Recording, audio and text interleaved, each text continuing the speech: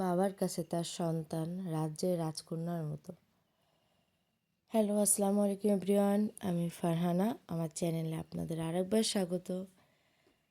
কাছে দূরে দেশ এবং দেশের বাইরে যে যেখান থেকে আমার এই ভিডিওটি দেখছেন, আশা করি আল্লাহর রহমতে ভালো আছেন। আমরাও আলহামদুলিল্লাহ ভালো আছি। তো বাড়ির কাজ করতে যে এতটা কষ্ট, এটা আমি করার পরে অনুভব করলাম।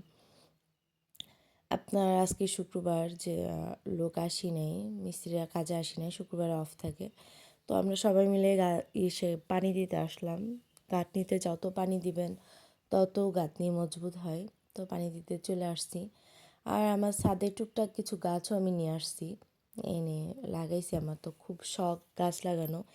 সামান্য কিছু জিও ব্যাগ, 4-5টা জিও ব্যাগ কিনে আনছিলাম। মাটির অভাবে আমি গাছ লাগাইতে পারি নাই।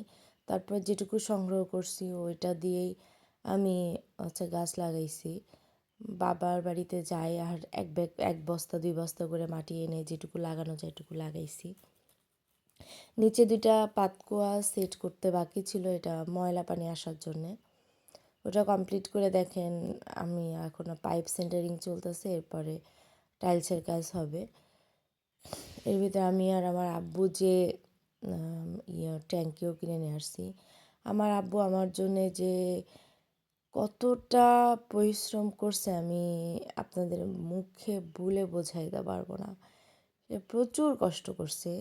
সে যে বাবা, সে যে কী দায়িত্ব পালন করছে আমার জন্যে, আমি সেটা বলে বোঝাইতে পারবো না। আপনাদের দেখায়ও আপনাকে বোঝাইতে পারবো না তার কষ্টটা, তার ইয়েটা, যে আমার পিছনে সারাটা দিন থাকছে, আবার রাত্রে হইলে চলে গেছে।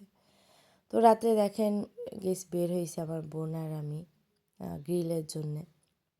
সকালে এসে আমার পায়ে খুব ব্যথা করতেছিল, এই জন্য আব্বুর জুতা আমারে দিয়ে আমার জুতাটা পরে, একটা লেডিস জুতা পরে সে রোড পর্যন্ত হেঁটে গেছে। এটা একটা বাবা ছাড়া